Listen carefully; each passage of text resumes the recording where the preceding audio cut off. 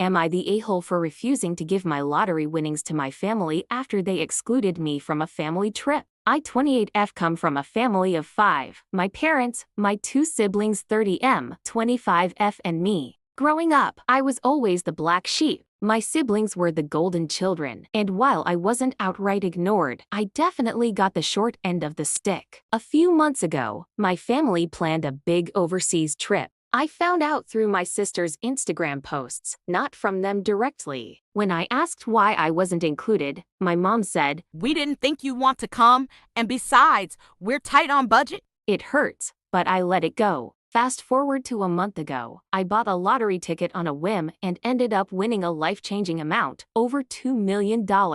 I decided to use the money wisely, paid off debts, invested, and set aside some for fun. I didn't tell my family right away because I didn't want them to treat me differently. Well, word got out after I bought a new car, and now they're furious that I didn't offer to share the wealth. My mom said it's selfish to keep all that money to myself when they're struggling, news to me given the vacation. My sister hinted that I should pay for her student loans, and my brother outright asked me to buy him a house. I calmly explained that I wasn't obligated to share just because we're related, especially given how they've treated me in the past. I mentioned the trip as an example of how I've been excluded. My dad said, "That was different. This is family money." Now they're all calling me an ungrateful brat and saying I'm ruining the family dynamic. My family didn't take the news well. My mom cried, claiming I was being heartless, and my dad said I was holding a grudge over something so small. My brother sent me a long text about how he's struggling to save for a down payment, and my sister has been passive-aggressively posting online about how family should always support each other. It's ironic because I can't recall a time when they've ever supported me. They've even roped in extended family who are now calling and messaging me about how I should do the right thing and keep the peace. So am I the a-hole for standing my ground and not giving them any money?